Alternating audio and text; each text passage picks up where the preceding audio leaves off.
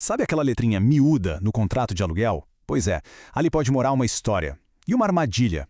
Uma história sobre a diferença entre fazer uma reforminha e levantar um prédio inteiro. E essa diferença, gente, pode custar mais de R$ 1 milhão.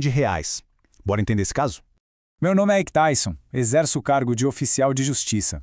E hoje a gente vai desvendar juntos um caso real que foi parar lá no Superior Tribunal de Justiça e que, olha, mudou completamente o jeito que a gente precisa olhar para um contrato de aluguel. Para a gente entender bem essa história, nosso papo vai seguir 5 passos. Primeiro, um sonho e um contrato.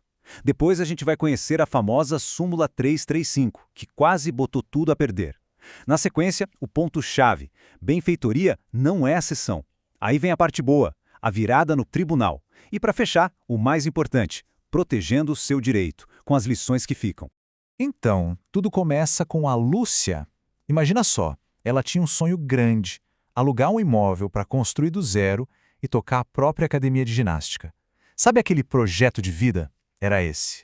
E ela não estava para brincadeira não. O investimento foi pesado. Dá uma olhada nesse número. Mais de R$ 1.160.000. Foi tudo que ela tinha e mais um pouco para levantar o prédio da academia naquele terreno alugado. Dá para sentir o tamanho do que estava em jogo, né?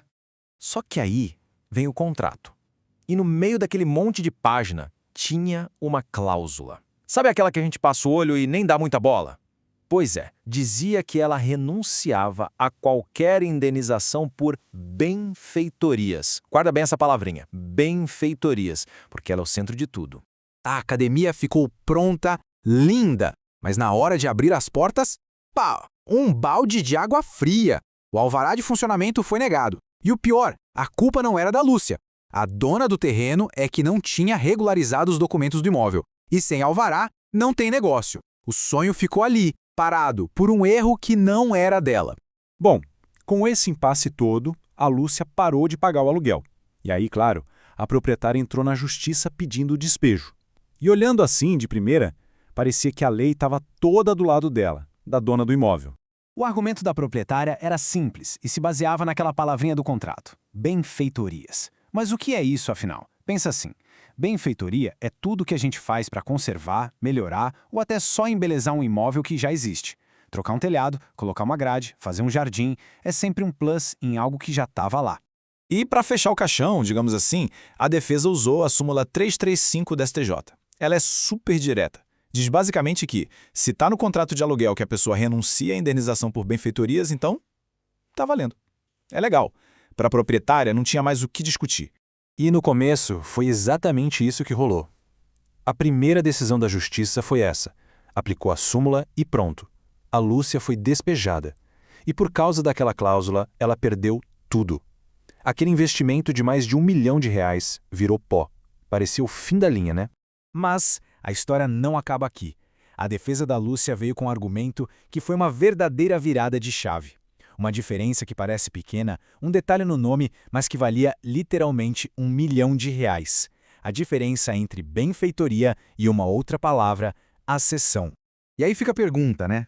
Pensa bem, construir um prédio inteiro, uma academia completa, do chão, isso é só uma melhoria no imóvel? É só uma benfeitoria? Ou é outra coisa? E aqui está o pulo do gato. Olha só a diferença. Benfeitoria, como a gente viu, é um melhoramento em algo que já existe. É acessório. Já a acessão, não. A acessão é uma construção nova, que se gruda no solo, que cria algo que não estava lá antes, com valor próprio. É a diferença entre reformar a cozinha e construir uma casa nova no quintal. Isso não é invenção. Está no Código Civil. O artigo 1248 fala que a acessão é isso: uma construção ou plantação nova que se junta a um imóvel. É um acréscimo, não uma reforma. Bingo! A Academia da Lúcia não era uma simples benfeitoria, era uma acessão. E foi com essa carta na manga que o caso chegou no STJ e o jogo virou completamente. Os ministros olharam para a história com outros olhos, pensando em princípios básicos do direito, como a boa-fé e o jeito certo de interpretar um contrato. O primeiro ponto foi o seguinte, baseado no artigo 114 do Código Civil. Basicamente ele diz que quando alguém abre mão de um direito, essa renúncia tem que ser interpretada ao pé da letra. Você não pode ler nas entrelinhas ou imaginar coisas. Se não está escrito, não vale.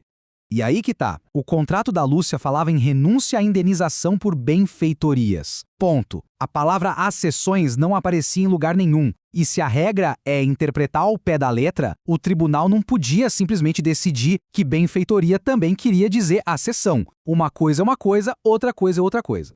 E aí vem o segundo golpe de mestre, o artigo 1255 do Código Civil. Ele existe para proteger quem de boa fé constrói em terreno alheio. A lei diz, se a pessoa agiu de boa fé, ela tem sim direito a ser indenizada por aquela construção.